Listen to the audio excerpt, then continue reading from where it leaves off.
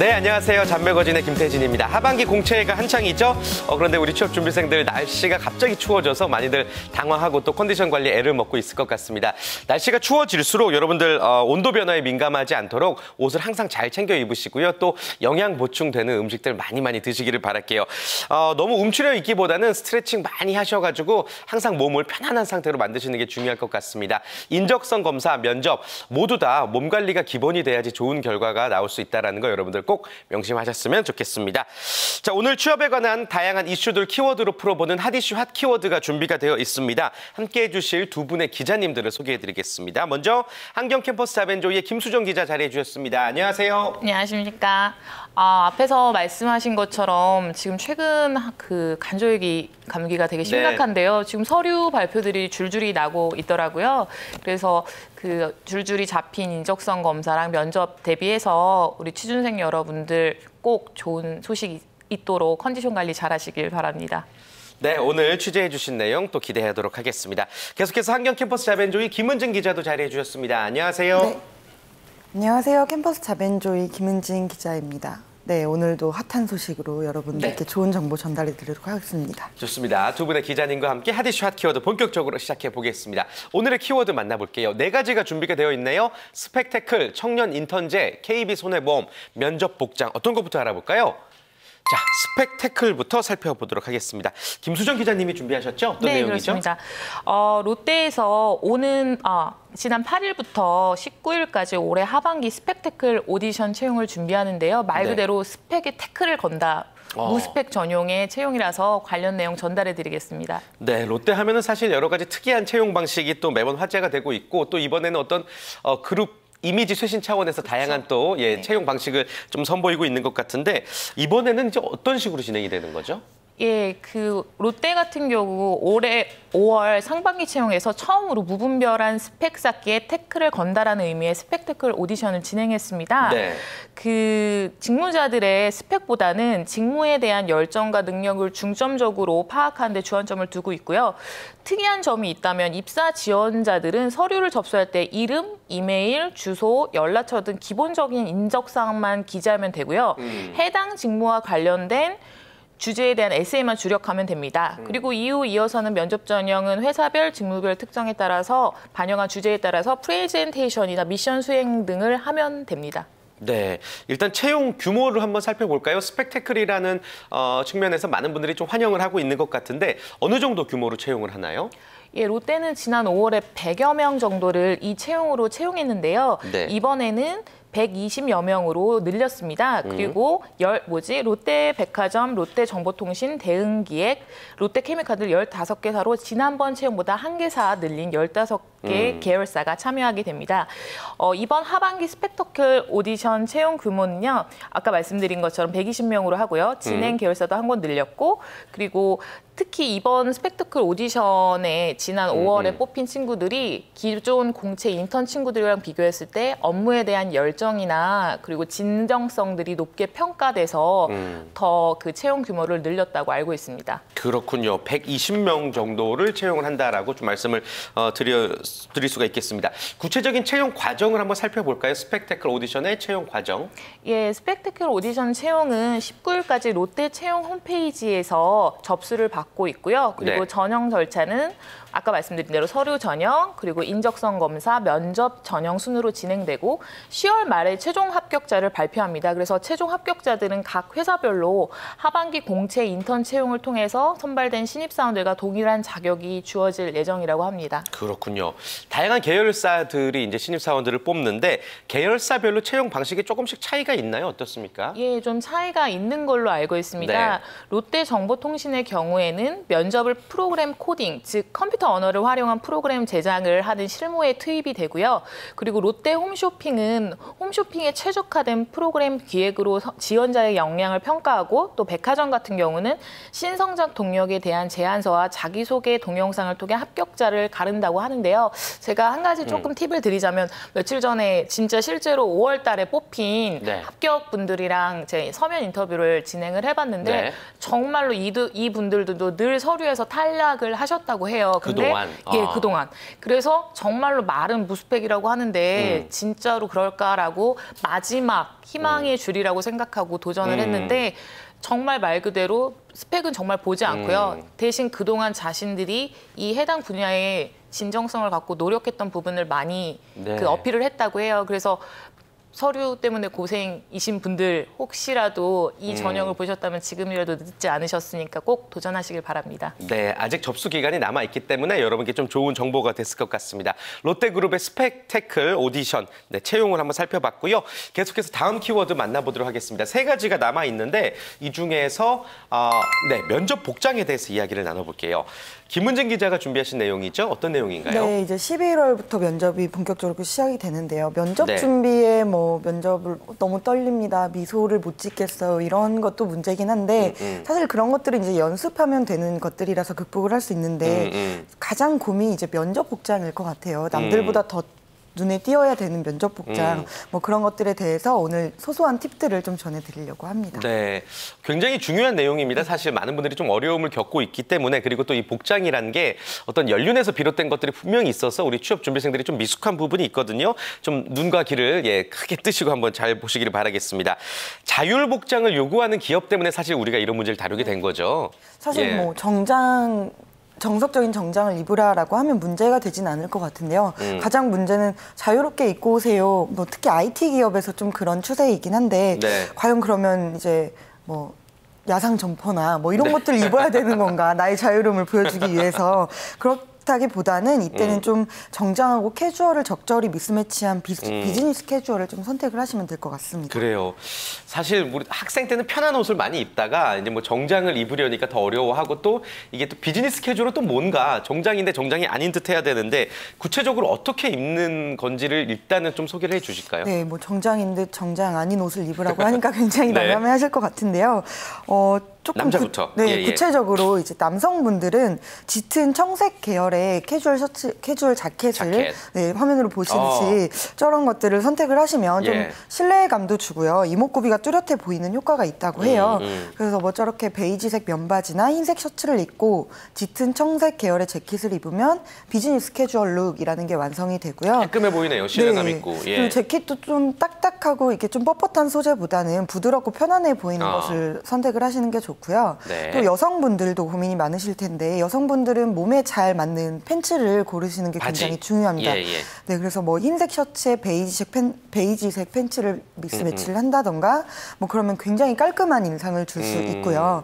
또 청바지를 만약에 선택했다라고 하시면 재킷과 함께 선택을 해서 최대한 정중하게 보이는 게 중요합니다. 그래서 재킷 같은 경우도 트위드 재킷처럼 캐주얼한 것보다는 조금 정장 분위기를 풍기는 그런 재킷을 하시는 게 좋고요. 액세서리는 최대한 지양하시는 게 단정해 보이고 좋을 것 같습니다. 좋습니다. 지금 딱 소개해 주신 이 옷차림이 가장 기본적인 어떤 비즈니스 캐주얼이 아닐까 생각이 드는데 그 기업의 성격이나 분위기도 잘 파악해서 가야 되거든요. 이제 광고회사 같은 경우는 좀 더 자유로울 수가 있는 건데 반면에 이런 건 좀 피해야 된다. 어떤 게 있을까요? 앞서 말씀드렸던 것처럼 광고나 디자인이나 마케팅 분야가 특히 좀 방송사도 마찬가지고 굉장히 자유복장을 요구를 많이 하시는데 마치 이제 페이스북 창시자 저커버그처럼 항상 같은 옷만 입죠. 데님 셔츠에 후드 티셔츠를 입는다던가 나는 젊은 인재다 이런 걸 뽐내기 위해서 그런 무리수이거든요. 그래서 무리수는 던지지 마시고 성의 없어 보이니까. 네, 그리고 정장은 또 자칫 경직돼 있어 보이기 때문에 이제 콤비네이션이나 비즈니스 캐주얼을 입어서 좀 자신의 개성을 드러내는 게 중요한데요. 콤비네이션이라는 말은 쉽게 말해서 세미 정장 정도로 생각을 하시면 될 것 같아요. 앞서 말씀드린 비즈니스 캐주얼하고 비슷한데요. 정장 소재만 소재 색상이나 다르게 입는 게 아니라 재킷이나 팬츠의 소재까지 다르게 하는 게 이제 콤비네이션이라고 보시면 될 것 같습니다. 그래서 예를 들어서 회색 계열의 하의에 흰색이나 네이비색 계열의 상의를 선택을 하면 단정하고 또 동시에 부드러운 효과를 누릴 수 있습니다. 네, 쉽게 말해서 후드티 같은 거 입고 너무 좀 편안하게 가면 안 된다라는 말씀이신 것 같습니다. 자율복장이 아니라 이제 정장을 아예 요구하는 기업도 있죠. 사실 대기업, 공기업, 금융권 그리고 조금 보수 성격의 중견 기업들은 반드시 면접 때 정장을 입으라고 하는 게 정석입니다. 그래요. 네. 근데 이 사실 면접에서도 결국에 자기를 어필해야 되는 거고 좀 돋보여야 되는 거잖아요. 근데 다 똑같이 이제 그 장례식장 차림으로 네. 갈 수도 없고 어떤 합창단원 차림으로 네. 보일 수도 있어서 있기 때문에 조금 돋보이는 방법이 필요할 것 같아요. 네, 네. 뭐 유관순이냐 뭐 이런 말도 네, 나올 네. 정도로 맞아요. 굉장히 천편일률적인 의상을 입고 가시는데 네. 이제 남성분들에게 추천드리는 코디가 있다면 이제 네이비색 정장. 아까부터 제가 네이비를 말하는 건 이제 단정해 보이고 또 이목구비가 잘 보이기 때문에 말씀을 드리는 건데요. 예. 네이비색 정장에 흰색 셔츠 대신에 이제 좀 하늘색 셔츠로 해서 좀 차별화를 하셔도 될 것 같고 거기에 버건디색 좀 붉은 계열의 넥타이로 포인트를 주시면 확 인상에 띈다라고 하시더라고요. 그리고 뭐 흰색 셔츠에 굉장히 다 똑같은 뭐 예를 들어 신한은행 간다라고 하면 다 파란색 네. 넥타이를 메고 가는 뭐 그런 그 암묵적인 룰이 있잖아요. 그렇다기보다는 자기의 개성을 드러나는 게 중요할 것 같고요. 여성분들은 감청색, 그러니까 네이비색 투피스 정장을 선택을 하시기를 추천을 드립니다. 그래서 뭐 위에는 흰색 셔츠나 블라우스를 입으시면 좋고요. 그리고 치마는 H라인. 치마를 뭐 그때 이제 또 A라인 뭐 이렇게 플레어 치마 같이 뭐 그렇게 하지 마시고 H라인의 깔끔하게. 치마를 네 무릎에서 5cm 정도가 올라오는 게 가장 적당하다고 보시고요. 예. 그리고 검은색 구두에 7cm 정도 힐이 가장 적절할 것 같습니다. 네, 좋습니다. 정장을 입어야 할 경우에 가장 좀 돋보일 수 있는 방법들을 좀 설명을 해주셨고 옷 말고도 사실 어떤 머리 모양이라든지 여성분들 특히 화장 같은 게 중요하잖아요. 어떤 팁이 있을까요? 네, 미용실 가실 필요는 없으시고요. 미용실 가면 진짜 신부 화장 되잖아요. 네, 예. 너무 오바스럽게 되니까 네, 네. 헤어스타일은 사실 첫인상의 80% 정도를 결정한다고 해요. 그래서 남자분들은 일단 앞머리를 올리시는 걸 추천을 드립니다. 올리는 머리. 그래서 이마를 좀 드러내야 좋은 인상을 준다고 하니까 그렇게 신경을 써주시면 될 것 같고요. 앞머리를 내린다라고 하면 좀 눈썹은 덮지 않도록 하는 걸 중요합니다. 그래서 훨씬 신뢰감을 높여주는 게 좋고요. 그리고 옆머리는 이제 귀를 드러내야 단정한 느낌을 준다라고 하십니다. 그리고 여성분들 같은 경우는 단발머리는 이제 단정하게 보브컷으로 해주시면 되고요. 긴 머리는 풀고 가서 예쁘게 보일 필요 없고요. 네. 얼굴 예쁘게 보이는 것보다는 자기의 개성과 단정한 자신의 그런 역량을 뽐내야 되기 때문에 긴 머리는 뒤로 단정하게 묶어주시고요. 또 뭐 한쪽 눈을 가리거나 앞머리를 넘기면서 굉장히 막 뭐 일하는 여자처럼 보인다. 뭐 그런 네. 거 다 필요 없고요. 헤어스타일이 이제 자칫 그렇게 앞머리가 흘러나오거나 네. 뭐 한쪽 눈을 가리면 답답한 느낌을 주기 때문에 최대한 얼굴을 명확하게 드러내시는 게 좋을 것 같습니다. 지금 뭐 화면에도 나오고 있지만 뭐 각자 나름대로 복장을 차려 입은 것 같습니다. 그런데 좀 경직되어 있다 보니까 그 복장까지도 이제 잘 못 사는 그런 경우가 있는데 편안한 표정 속에서 자연스러운 메이크업, 자연스러운 헤어스타일 또 복장이 제일 중요한 것 같습니다. 그런데 요즘에 이제 남자들도 사실 화장을 한단 말입니다. 그 면접장에서 잘 보이려고 남자분들이 막 그냥 파운데이션을 막 이렇게 칠하는 경우도 있는데 그건 안 좋죠? 아, 그렇죠. 예. 뭐 일단 저 남자 뭐지? 아직 인식이 남자 네, 화장에 네. 대한 인식이 별로 좋지는 않기 때문에 네. 그냥 본인의 피부를 파악을 하시고 너무 거칠다 싶으실 때 이 파운데이션 말씀하셨던 파운데이션을 이용을 해서 그냥 조정만 좀 톤 조절만 해주시면 될 것 같고요. 입술이 굉장히 마를 거잖아요. 그러면은 긴장이 되니까 입술이 마를 텐데 그럼 뭐랄까 너무 긴장돼 보이고 생기도 없어 보이고 이러기 때문에 립밤도 하나씩 가져가시는 게 좋을 것 같고요. 네. 여성분들은 너무 당연한 이야기지만 진한 화장 안 하셨으면 좋겠어요. 아이라인 2cm로 그리던 거 1cm로 좀 줄이시고 면접장에서는 자연스럽게 그리고 또렷한 피부 표현을 해주시는 게 좋습니다. 그래서 뭐 아이섀도우 같은 경우는 굉장히 구체적으로 제가 알려드리니까 잘 적으세요. 네. 네. 아이섀도우는 적으세요. 네, 핑크나 오렌지색 계열을 선택을 예, 하시고 예. 펜슬이나 아이라이너로 눈매를 또렷하게 만드시면 좋을 것 같고요. 여기에 또 생기 있어 보이면 활발해 보이고 성격이 되게 능동적으로 보이게 이제 복숭아 컬러의 이제 볼터치라고 하죠. 블러셔를 하시는 게 좋고 또 같은 톤으로 입술까지 맞춰주시면 굉장히 인상이 또렷해 보이고 좋아 보인다고 합니다. 네. 그 새빨간 립스틱, 뭐 네. 열정을 보이기 위해서 그런 거는 마이너스죠? 네, 그렇습니다. 예, 예, 좋습니다. 여성분들은 뭐 메이크업 노하우는 훨씬 더 저희들보다 잘 아실 것 같고요. 자, 이렇게 모든 준비가 뭐 완벽하게 됐다고 쳤을 때 제일 중요한 것은 사실 면접을 잘 봐야 되는 거잖아요. 면접에 관한 어떤 자세에 대한 팁도 주실까요? 네, 사실 아무리 잘 갖춰 네. 입었더라도 이제 자세가 불량하면 그쵸. 마이너스 요인이 굉장히 크기 때문에 평소 일단 뭐 가장 듣는 이야기가 평소 습관을 고쳐라라는 말을 많이 들으실 것 같아요. 그래서 뭐 어깨를 흔들다거나 이게 긴장하면 다 습관이 나오기 때문에 신발을 끌면서 걷는다거나 아니면 뭐 구부정한 자세, 본인도 모르게 허리가 구부러지는 그런 자세가 있거든요. 그런 자세들을 좀 고치는 습관을 기르는 게 중요하고요. 간단히 할 수 있는 교정법을 알려드리면 차렷 자세를 취하고 몸에 힘을 뺀 다음에 몸의 뒤쪽을 온전히 이제 벽에 밀착을 시키는 방법이 있습니다. 이때 이제 전신이 보이는 거울을 활용하시면 좋은데요.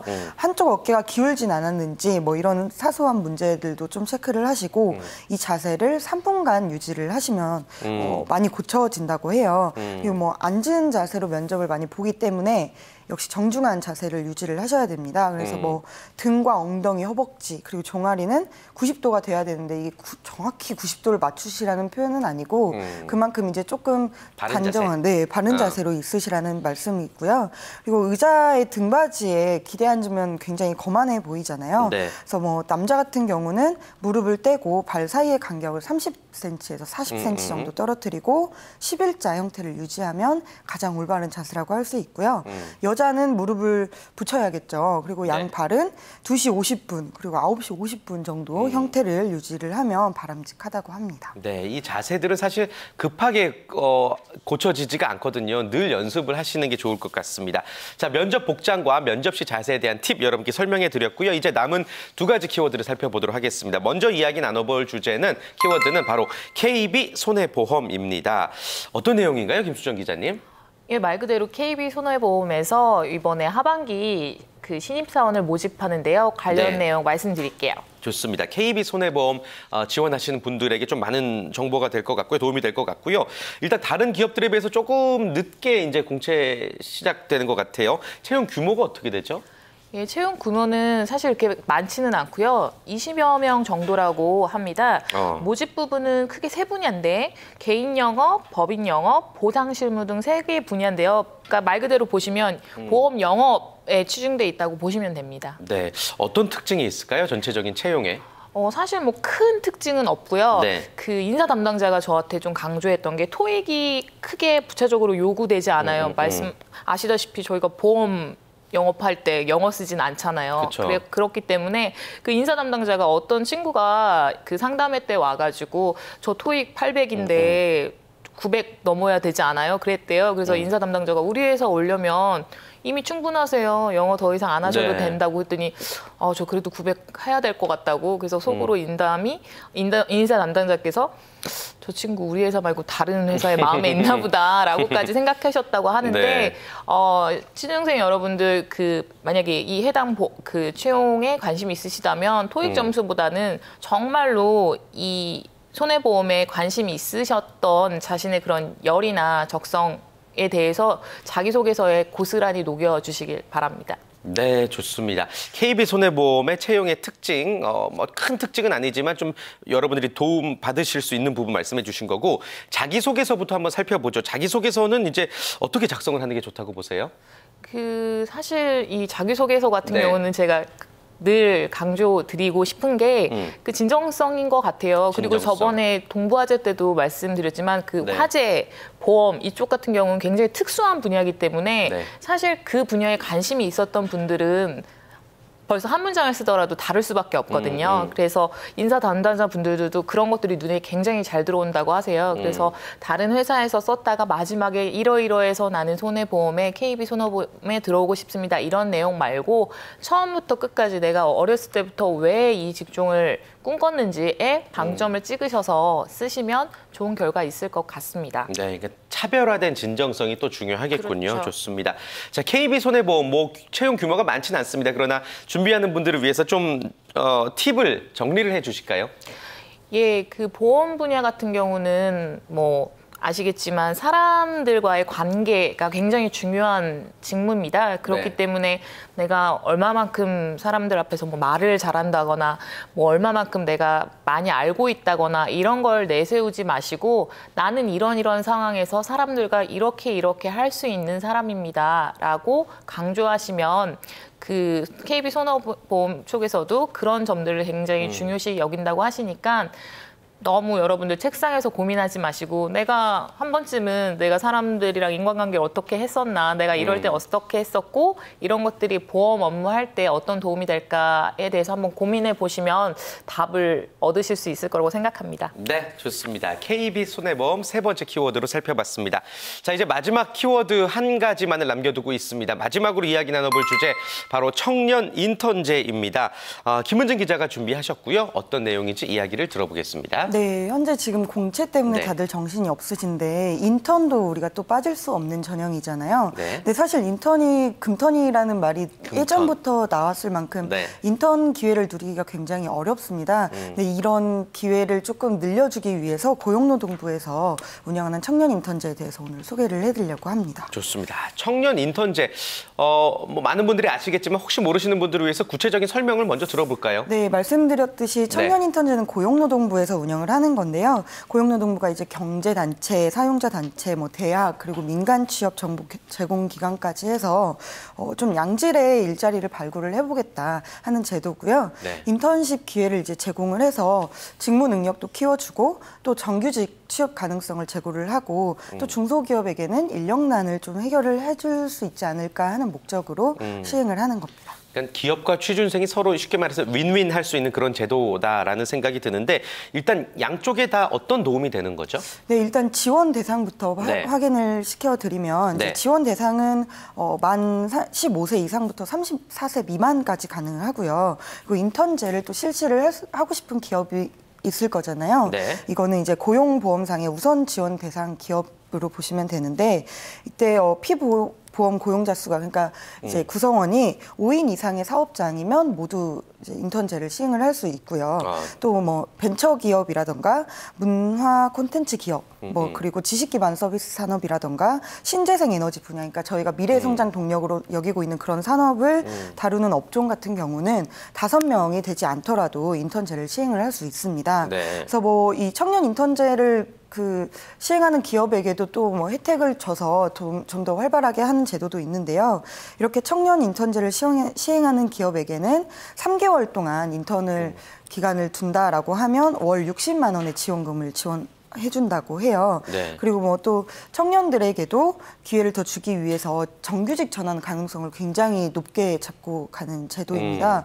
그래서 이 정규직 제도를 이제 좀 활발하게 활용하기 위해서 고용노동부에서는 정규직 전환 후에도 지원을 해준다고 해요. 그래서 정규직 전환 후에 6개월 이상 그 사람이 뭐 계속 진행을 하고 있다라고 하면 월 65만 원씩 6개월분의 정규직 전환 지원금을 지원을 합니다. 그리고 또 정규직으로 전환된 인턴에게도 지원금이 네. 나간다고 해요. 그래서 뭐 정규직 전환 일정 기간 근무 시에 최대 300만 원까지 지원을 받으실 수 있습니다. 그렇군요. 올 하반기에 지금 말씀해 주신 내용에서 조금 더 변화가 있다고 하던데 추가된 내용들은 어떤 것들이 있을까요? 네, 올 하반기부터는 네. 더 좀 확장을 해보고자 변화를 준 게 있는데요. 네. 인턴 참여 후에 중도에 그만둔 사람에게 한 번 더 기회를 주는 제도를 또 도입을 했다고 해요. 그래서 좀 더 많은 기회가 열릴 것 같고요. 또 중소기업뿐만 아니라 중견기업도 이 제도에 참여하도록 하기 위해서 더 지원 제도를 늘렸고요. 그리고 인턴 참여 확대를 위해서 인턴 채용 한도 상향을 좀 높였다고 해요. 그래서 네. 인턴 채용 가능 수를 더 늘렸기 때문에 더 많은 지원자들을 받을 수 있을 것 같고요. 그리고 뭐 중견기업, 앞서 말씀드린 중견기업 같은 경우 이렇게 인턴 약정 기간 동안에 이렇게 제도를 잘 운영을 하면 월 50만 원의 지원금을 받는다고 합니다. 좋습니다. 자, 그렇다면 지금 청년들을 기다리고 있는 곳은 얼마나 될까요? 기업의 숫자들을 설명해 주실까요? 네, 가장 이게 중요할 네. 것 같아요. 아무리 인턴 채용을 많이 한다고 해도 양질의 일자리를 제공을 해드려야 그렇죠. 하기 때문에 현재 이제 전국에 이 제도를 운영하는 기관은 중소기업이 101개 기업이고요. 강소중견은 46개 기업입니다. 그리고 서울 지역 청년 인턴제를 운영하는 기관은 이제 총 28개인데요. 서울 지역의 경우에 대한상공회의소, 뭐 벤처기업협회, 한국경력개발진흥원, 한국중견기업연합회, 뭐 한국무역협회, 뭐 이런 우리가 잘 알고 있는 그런 협회나 기관들이 많이 운영을 하고요. 뭐 1,000명, 기본 1,000명, 뭐 많게는 3,000명까지 인턴을 채용을 하기 때문에 이 기회를 좀 적극적으로 활용을 하셨으면 좋겠습니다. 네, 의외로 많은 곳에서 우리 청년들을 기다리고 있습니다. 자, 그렇다면 인턴을 원하는 청년들은 어디로 가야 될까요? 네, 청년 인턴제 네. 홈페이지가 따로 마련이 되어 있습니다. 이쪽으로 가면 뭐 기업도 확인하실 수 있고요. 이쪽으로 신청을 하실 수도 있습니다. 지금 나오고 있네요. 네, 이게 좋은 게 또 신청을 하면 바로 그 기업에 가서 일을 하는 게 아니라 취업 상담을 해주신다고 해요.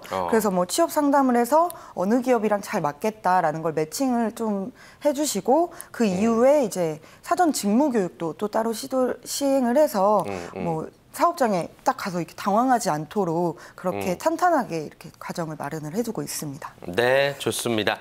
청년 인턴제에 대해서 다양한 이야기 나눠봤습니다. 오늘 핫이슈 핫키워드 총 4가지 주제를 통해서 여러분과 다양한 이야기를 나눠봤는데요. 혹시 취재하시면서 못다한 이야기가 있으시다면 지금 한 말씀 또 부탁드릴게요.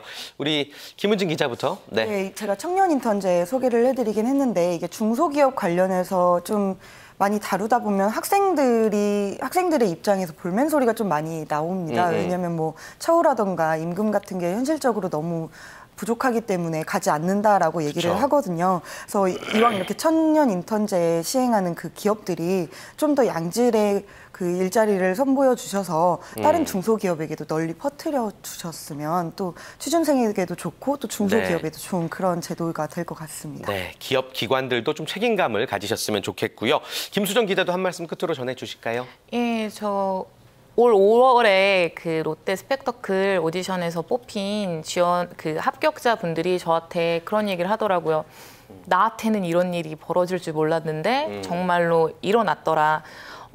그분들 말처럼 지금 굉장히 쓸쓸한 가을을 보내고 계실 수도 있는 취준생 여러분들 힘내시고요.